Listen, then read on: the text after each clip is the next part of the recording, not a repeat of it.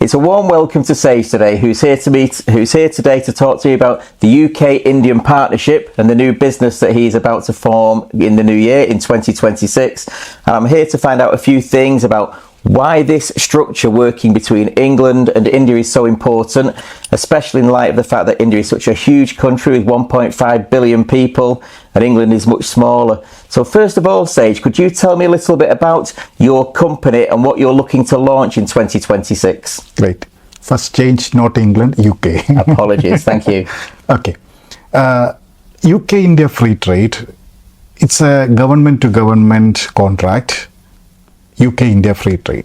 It means when you're sending a British product to Indian market, some of the product 30% import duty, some of the product 300% duty.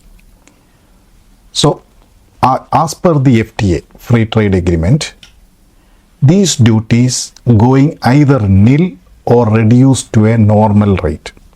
For example, I believe it's the 150% import duty for Scotch whiskey. Wow. It is going down to 50%. Some mineral water, it was 30%, it is going to nil.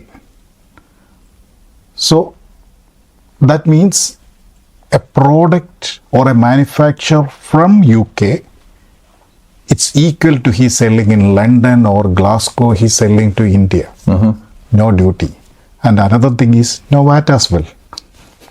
So there's no VAT either. No, from here we want to pay any VAT, but they want to pay VAT. So it's a huge. And another massive important thing is population, the huge volume. So as I mentioned, behind this project, I worked around 3-4 years into multiple researches, what type of product fit there.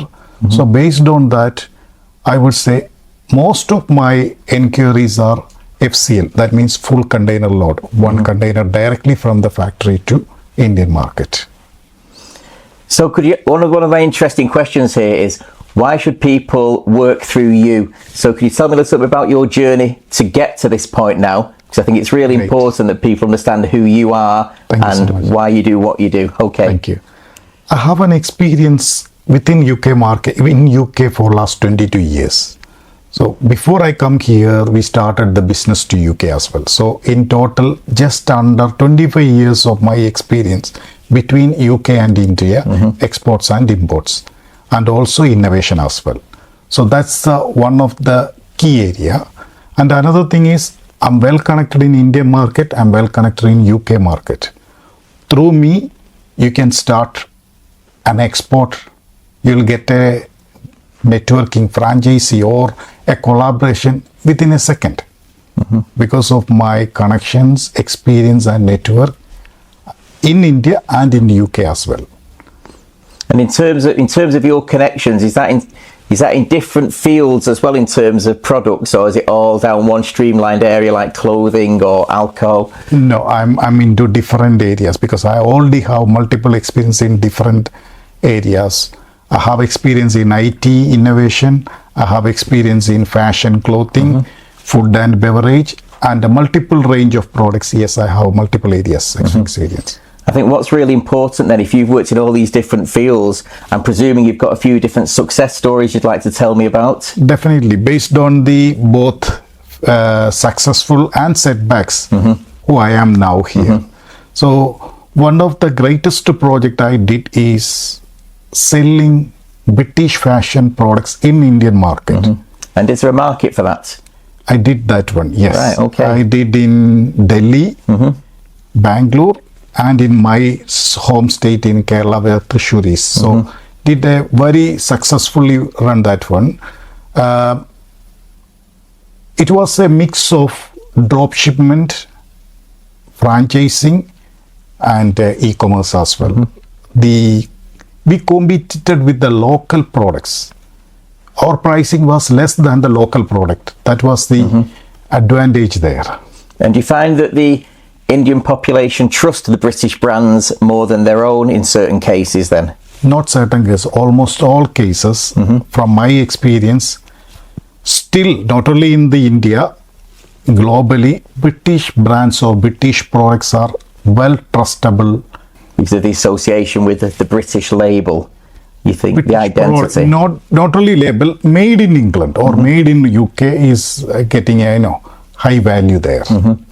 So why is this partnership between UK and India so successful, and in your mind has the potential to be even more successful?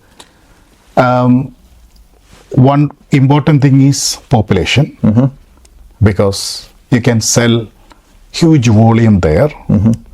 Once the volume increase, you can reduce the price and cost will go down again. And another great important thing is it's a super fast growing economy. I would say super fast growing economy. If you compare 20 years back and now, India was not in top 10. Now it's top 3. Right. And forgive me for sounding naive, because I am compared to yourself. What is the difference between visible and invisible business scouting? Okay.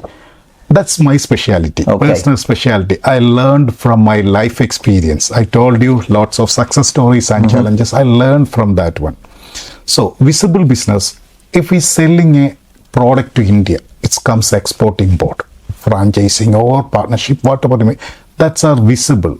There is lots of invisible business there. For example, if a company in India, a company in the UK, the UK company got 400 stores, they are successfully running. But Indian company is more strong in manufacturing.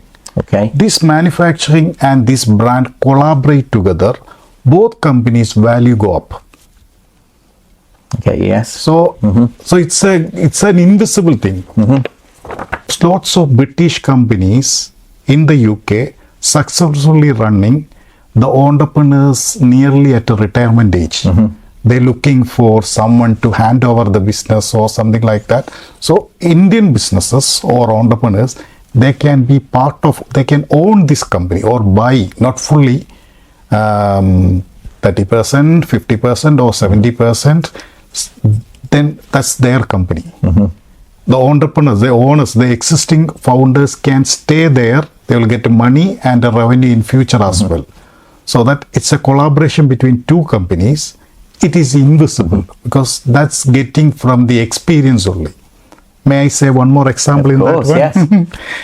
Yes. Last week, I had a meeting with a scotch manufacturer. The scotch manufacturer looking for investment to additional plant. So he come to me, can you bring some Indian investors? Yep. Then I said, okay, what I can suggest you, I'll bring you a buyer. He will book your product next 2 years, pay in advance. With a one condition, you want to give him as a cost price. Right. Then win-win. Yeah. So not one side, other side, and this is an invisible business. The Indian company got the product at cost price. British company got a long-term client, good volume of sale, and the investment upfront. He got the money for his expansion as well. And will sales of that product be quite successful in India? Because of the population, yes, it is easy. Because then the product, for example, that same product, sometimes the product got 45 pounds, 40 pounds in Indian market. If he is getting a cost price, it comes only 7 pounds. Yeah. The difference is massive. In terms of products then, are there any other products which would be very successful in the current market in India that could be exported from England, from the UK? I would say not one product, almost all products. Almost all products. Same see, it's consumed by the people. So it's in India, there is every type of people there, every range of people there. And out of it, my more focus is middle class and upper middle class. So almost all or majority of the UK product is fit in this area, middle class and upper middle class. Only constraint is some product needs some additional compliances. For example, medical products need additional compliance. Milk is not allowed, but flavored milk is allowed. or long life milk is allowed. So some Regulations. some with certain regulations products. or compliance should be there. In terms of other products then, and just stay still for now while I see the answer, they're talking about, you can talk about the water now and talk about the pet food. Say, are there any other foods or any other types of products which you think would be really successful then specifically? From my experience, every food product, that is a simple word. Everything we eat, everything we use, cosmetic, everything, food, household items like a cleaning materials, everything there is a potential possibility. If I am sourcing from the factory, if I am buying from the wholesaler, some of the product won't work. But if I am, for example, soap is manufacturing in India and soap is manufacturing here as well. If I am buying from the soap from the manufacturer, then I can compete with the Indian market. Okay, yeah. Not 100%, not all the area, but middle class and upper middle class, yes, I can compete. Or my product should be, I'll get an extra edge there.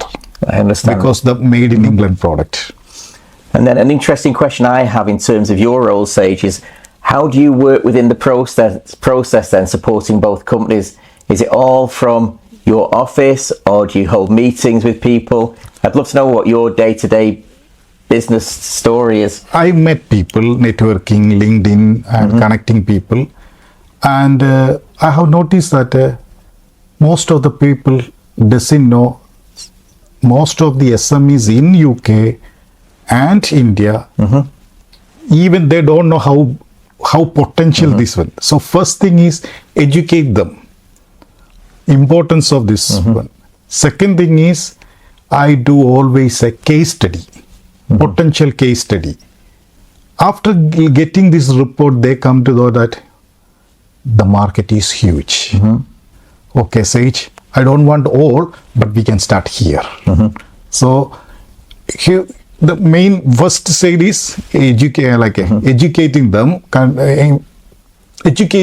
cultural difference, compliance difference, legal difference, mentality difference. These are the first thing. Second thing is a case study. Then prioritize and start with the one product. Most of the case, people say, okay, Sage, I need a collaboration in India. I need a buyer in India. Or can you sell? So each product, each company's requirement is completely different. So I have about 20 companies in the UK. We working together. Some need export, some need a local partner only, some need investment, different requirement coming. So based on their requirement, we will find a collaborative partnership program. And geographically, the UK is relatively small compared to England. Is it quite easy to build up a huge network of contacts in India with it being so vast, working in different cities? You mean India and UK? Yes. India is always, I'm here educating you as well. Yes. Please don't consider India as a country. Compare India as Europe. Each state is that much vast, that much population. Each state has different culture, different language, different law. All together, it's called Europe. Same like all together, it's India. But each state has different. For example, if you're selling food and beverage is one of the greatest product in this FTA. Lots of potential there. Within that one, liquor or spirit. In some state you can't sell this one because this banned in that state. Some state you freely sell. Some state again local tax there. So different rules within the state. So who can address that one? Who can advise that? I'm the best person to guide him. Of course, yeah. So I think my final question to ask here, and I love to ask business people this. Please. Obviously, you've got a company that you're very excited to get up and running in the new year. You've got 22 years of experience. Where do you envisage relations being in a business sense between the UK and India in 10 years' time? And where do you envisage yourself being within that journey? After 10 years. You're not ready to retire yet. As per the, so I'm going to ChatGPT then. Yes. As per GPT, by 2028 or 2030, India become the third largest economy in the world. Wow. By 2040 or 4045, become second or first largest economy in the world. It covering US definitely. Purchasing power of the people increased last 2 years, 20 years. And I believe the purchasing power for the Indians doubling. So that it become a same European standard within 10 years. If you go to, the simple example is China. If you go to China 15 years or 20 years before, now China is number 2. Same like India would be in 10 to 15 years, number 2. Sounds so promising for the future. Can I thank you so much for your time today? That's been an absolute pleasure for me. Thank you so much. Thank you very much. Thank you. God bless. Thank you.